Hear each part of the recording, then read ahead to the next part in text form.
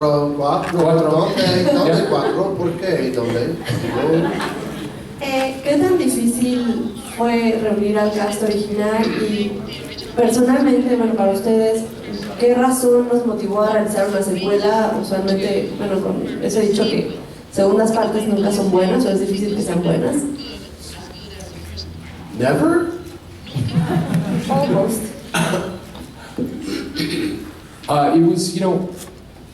It was actually very easy to get the cast back together because I think it had been 9 years of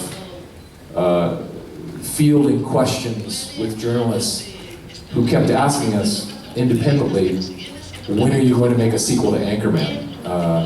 And whenever we'd see each other socially, everyone would say hello, and then everyone would go, by the way, if you guys are ever going to do a sequel, we're in. So that wasn't an issue, and the reason why we ended up deciding to do a sequel is for that reason. We kept getting asked about it. The kind of fan base kept growing year after year. That this film is kind of unique in that it had a second, third, and fourth life on DVD and cable television, and the fan base.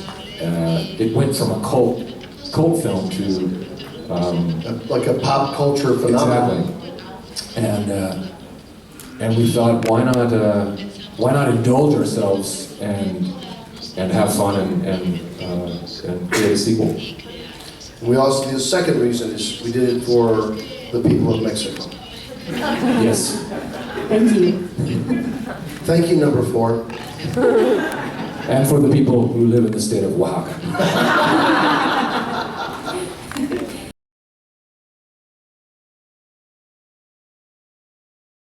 That I've written with Adam McKay, who's a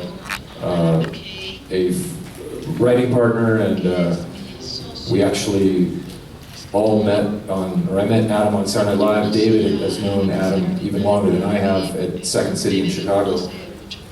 But when we started thinking about what we would do for a sequel, we thought that it made sense to pick up 10 years later and have the year be 1980, and we thought that was an interesting year because that is the beginning of 24-hour news. In the United States, CNN, that was the launching year for that network, and we just thought it'd be interesting to see these guys who've always been local news people have them exposed on a national stage, and it was just a good backdrop for being funny and also commenting on the current state of news today. And although the movie is set 10 years later than the first one, I know it's strange because we all appear only 3 years older. Yes. People have actually said we look younger in this movie than we did in the first movie. That's true. Again, thank you, number 4. Pregunta número 5. Ahí atrás. Hola, buenos días. Ricardo Manjarres de Ventaneando. Gracias. Okay. Me gustaría saber por qué últimamente las grandes producciones, las películas de Hollywood están tomando a México en cuenta para traer a sus protagonistas a venir a presentarla. ¿Quiénes son ustedes? ¿Tienen tal vez la oportunidad de sugerir a México como parte de la visita de la gira? ¿O simplemente les dicen? ¿O qué creen que México tenga para que sea tomada en cuenta para venir?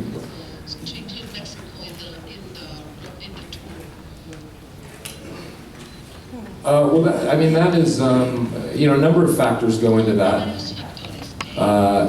It's really up to the studio as to whether they, want the talent to come to foreign territories. Obviously, foreign box office has become increasingly important to all the studios, and I think, Mexico is one of the bigger territories that's becoming increasingly important to the American, studio system. And a lot of times it just depends. We we happen to be available in our schedules to come down here. Sometimes actors are already on other projects and they're not able to make a trip to any sort of foreign territory. So it's just it's just one of those things that if it works out, great, and sometimes it doesn't. And also because of the large oil reserves here in Mexico. We'd like you to give it to us as friends, because I don't know if you've noticed, but sometimes when the United States has a thirst for oil, they just take it. David and I are going to start drilling for oil on our own. If anyone knows where any of the oil is, could you tell us? Thank you. ¿Quién tiene la paleta número? Con tantos años dedicados a la comedia, ¿cómo la siguen disfrutando y cómo no han caído en la monotonía?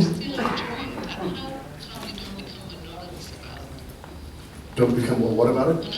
No, Oh, nothing. I don't know, maybe that's subject to opinion. Maybe we are monotonous. That's up to the crowds to decide. I mean, I think, we both probably share the same attitude of, you grow up as a kid, you find that you have a propensity and a skill to make your friends laugh, and you start thinking, could I actually make a living doing that? And so I think for those of us who are still thankful to be able to make movies and be in television or whatever sort of medium, I don't know if we'll ever not feel excited to do comedy. Right. Our job is literally to play. Yeah. And it doesn't ever feel like a job. So I don't know why you'd want to ever quit that. Unless you decide to open up an oil drilling company in Mexico, which we may quit comedy to do that. We cannot If we stress, find oil in the next 24 hours, we're getting out of comedy. we can't stress that enough. Please. Tell Show us where the oil is. Show us where the oil is.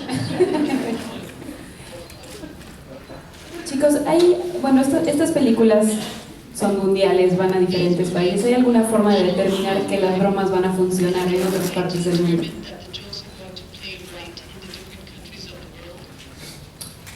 I don't know how things are literally translated, so that might be difficult. But I think the behavior is universal, because all of these characters probably have someone in every culture that resembles someone there. And we can see a person we know or a leader we know that acts in these particular ways. And so I think that's one way that has a universal appeal. I think also too the exposure of American comedy, any sort of comedy, has increased with the internet and with so many people now have satellite television, that sort of thing. So the world, I think, comedically is getting smaller. I think there becomes more of an understanding of American comedies, and I think the understanding has increased. Pregunta número 7. Fernanda López Borja, de revista QR. Paul, Steve, David y Will. ¿Cuál es la expectativa que tienen dentro de esta película? Sabemos que son muy talentosos, que individualmente son cómicos geniales y que muchos admiramos. Dentro y poniéndolos juntos, ¿cuál es la expectativa que se tiene? Again? Well, I know that every time we get together, it's joyful. I mean, it's a rare thing to have I guess, that we have this chemistry together. It's just so much fun to work together.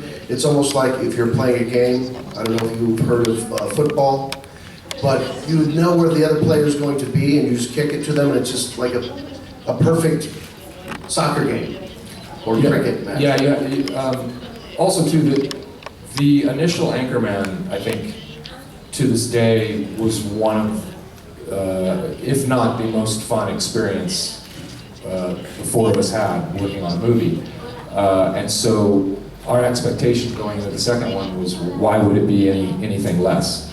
And that's exactly what happened. We had just as much fun, and we feel like, you know, as someone pointed out, you know, the world of making a sequel can be kind of filled with trepidation, but we, at the very least, made a very interesting movie with a point of view, and I don't think that can be said by, you know, about a lot of sequels. They're just kind of cookie cutter copies of the first one, and this one definitely isn't. Pregunta número 1. You steal a thief? ¿Por qué robaste su paleta? Paleta thief? ¿Robar? Okay. Okay. ¿Ladrón de paleta? Hola, ¿qué tal? Mi nombre es Señorita Koechner. 8. Ajá, 8. De prensa escenario. Yo quería saber cuál es el reto para ustedes como actores en hacer cada película.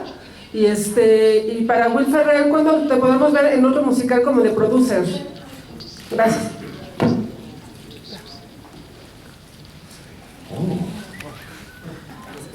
Ahorita. Right now. Musical. What is the challenge of making movies for you? For me? Yeah. Getting the job. Yeah, mine is waking up so early in the morning. That'd be the answer number one.